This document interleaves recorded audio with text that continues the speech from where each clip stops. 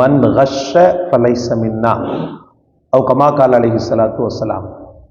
நபி ஸல்லல்லாஹு அலைஹி வஸல்லம் அவர்கள் கூறினார்கள், யார் ஏமாற்றுகிறானோ அவன் நம்மை சார்ந்தவன் அல்ல. அன்பு சொந்தங்களே, நம்பகத்தன்மை என்பது ஒரு மூமினுக்கு இருக்கக்கூடிய பெரிய ஒரு அலங்காரம். அதிலும் குறிப்பாக ஏமாற்றாத, பிறருக்கு மோசடி செய்யாத ஒரு நம்பகத்தன்மை, நல்ல தன்மை இருப்பது ஒரு மூமினுக்கு இருக்க வேண்டிய பெரிய அளவுக்குள்ள குணமாக இருக்கிறது. முஹம்மது ரசூலுல்லாஹி ஸல்லல்லாஹு அலைஹி வஸல்லம் தன்னுடைய வாழ்க்கையில் வெறுமென்ன ஆன்மீகத்தை மட்டும் போதிக்கவில்லை. ரசூலுல்லாஹி ஸல்லல்லாஹு அலைஹி வஸல்லம் வாழ்வியலில் ஒழுக்கங்களை பெருமானார் ஸல்லல்லாஹு அலைஹி வஸல்லம் அவர்கள் போதனை செய்தார்கள். ஒரு பாய் ஏமாற்ற மாட்டான், ஒரு பாய் பொய் சொல்ல மாட்டான், ஒரு பாய் நம்பிக்கை மோசடி செய்ய மாட்டான். அந்த அளவுக்கு பெருமானார் ஸல்லல்லாஹு அலைஹி வஸல்லம் அவர்கள் முஸ்லிம்களை உருவாக்கினார்கள். ஒரு முறை பெருமானார் ஸல்லல்லாஹு அலைஹி வஸல்லம் கடை வீதியில ஒரு நபரை காணும் போது அவர் தானியங்களை வைத்து வியாபாரம் செய்து கொண்டிருந்தார்.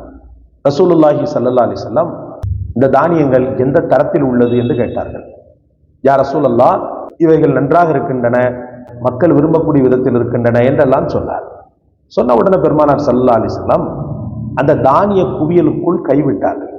கைவிட்டு வெளியில் எடுக்கும்போது கைகளிலே தானியங்கள் ஒட்டி கொண்டு வெளியே வந்தது. உடனே பெருமானார் ஸல்லல்லாஹு அலைஹி வஸல்லம் இது என்னன்னு சொல்லிட்டு கேட்டாங்க. மஹாதா, இது என்ன அப்படின்னு சொல்லிட்டு கேட்டாங்க. அப்ப அவர் சொன்னாரு, ஈரமான காயாத தானியங்களை கீழே வைத்து விட்டு மேலே நல்ல தானியங்களை நான் என்ன செய்வேன், வைத்து மொத்தமா அப்படி கலந்து கொடுக்கும்போது பெருசா தெரியாதுன்ற மாதிரி சொல்லி தலை கவிழ்ந்தார். அப்பதான் பெருமானார் ஸல்லல்லாஹு அலைஹி வஸல்லம் அவர்கள், மன் கஷ்ஷ ஃபலைஸ மின்னா, எவன் ஒருவன் பிறரை ஏமாற்றுகிறானோ மோசடி செய்கிறானோ, எவன் ஒருவன் பிறரை ஏமாற்றுகிறானோ மோசடி செய்கிறானோ அவன் நம்மை சார்ந்தவனே அல்ல என்று ரசூலுல்லாஹி ஸல்லல்லாஹு அலைஹி வஸல்லம் தன் அன்பெனும் வளையத்திற்குள் இருந்து அவனை தூக்கி இருந்தார்கள்.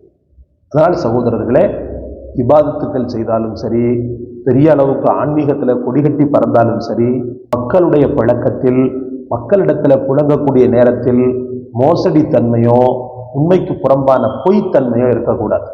சத்தியத்தோடு வாழ்ந்து நேர்மையோடு சம்பாதிப்போம், அதிலே அல்லாஹ் பரக்கத்தை செய்கிறான்.